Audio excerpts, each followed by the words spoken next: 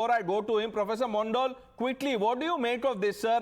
Why should, anyone fear procedure by agencies? Why call it vendetta, etc., etc.? Jairam Ramesh, by the way, has said that this is state-sponsored crime.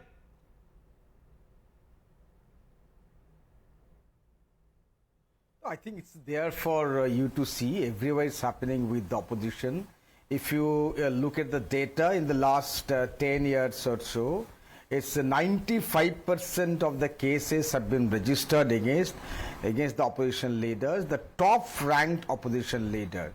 And whosoever the opposition leader is thinking about switching over to BJP, mysteriously their cases drop. Like in case of Shubhendu Adhikari, like in case of Ajit Pawar, like in case of Hemant Biswa Sharma, who is now BJP's asset, BJP Chief Minister, but he had a case of Sharda against him, in 2014. So this is for there. And then come to the point of, what you call a conviction rate of EDI. It's not even 0.5%. So what do you make out of this? This is political vendetta and nothing else. Okay. For us, it's very simple. Unlike the Congress party, who sings a different tune in Bengal, when TMC's leaders are being called in by the ED, and different tunes in Bengal, in Delhi, for us is the same. ED, CBI, income tax are definite long arms of not the government of India, but Bharatiya Janata Party. Okay, how magnanimous of the TMC. Look at the solidarity on display here, Dr. Ranganathan. The TMC sending a message to the Congress party that learn from us. At least let us all speak in one voice if you have to save ourselves.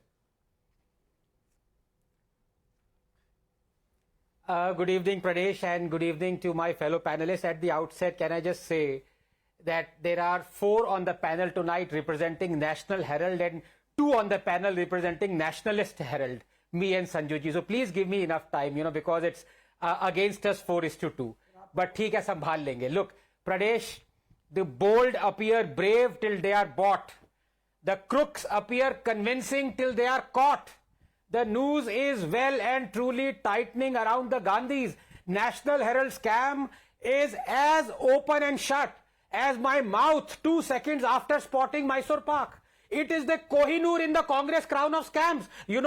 In the latest version of Microsoft Word, if you right-click the word Congress, the first synonym that crops up is scam.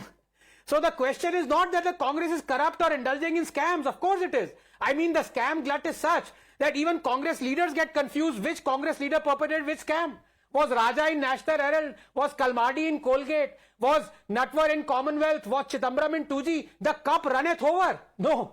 The question is, all these scams are more than a decade old. Some decades. When will the guilty get punished? And that is why I'm afraid the Congress is going to brazen this out. And worse come to the worst. Rahul Gandhi will join the BJP. Sorry, he already is in the BJP. Pranesh, the incontrovertible fact is that in this country you can fool all of the people all of the time. But it is important that I break down this scam in easy digestible bits. So bear with me.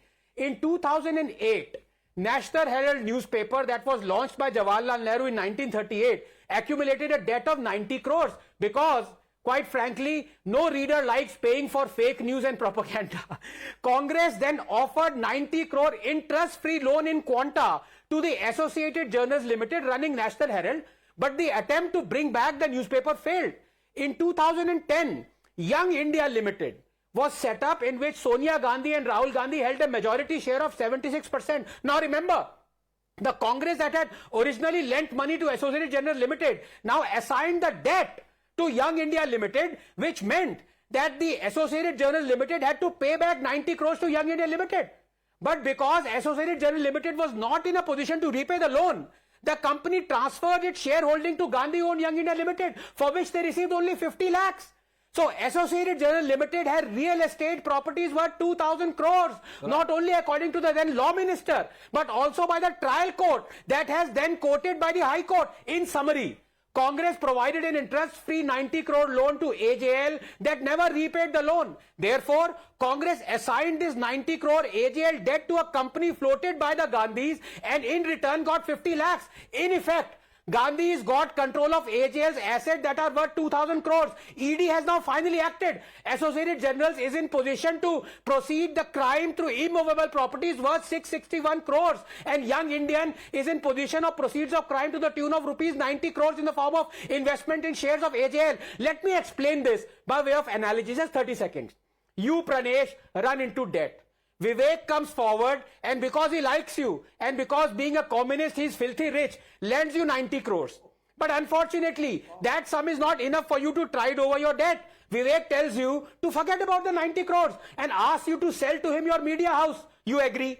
Vivek buys you out for 50 lakhs. The small print is that your media house, even though it was bankrupt, owned Latyan's property worth 2,000 crores. So I repeat, the Gandhis allegedly paid 50 lakhs to buy property worth 2,000 crores. The only thing that comes close is Vivek successfully exchanging Desi Tharra for Johnny Walker Green Label from CPI Canteen. Not only this, AJ Limited even took out a loan to buy property in Panchkula by putting Herald House as collateral. Now I have 5 simple questions for Vivek, just 10 seconds. Number 1, what is the shareholding of Rahul and Sonia Gandhi in Young Indian? 2, does Young Indian now own Associated Journals? 3, what is the total worth of the properties owned by Associated Journal Limited? 4, who gave 50 lakhs to Young Indian so it could buy Associated Journals? And 5, why was Herald House, a prime Latyan's property worth 400 crores, put as collateral? 5 simple questions. But sir, Agar you Desi have Tharra to, mein interest nahi hai, Vivek answer you've spoken for, I think, good amount of time. He needs some time to comprehend.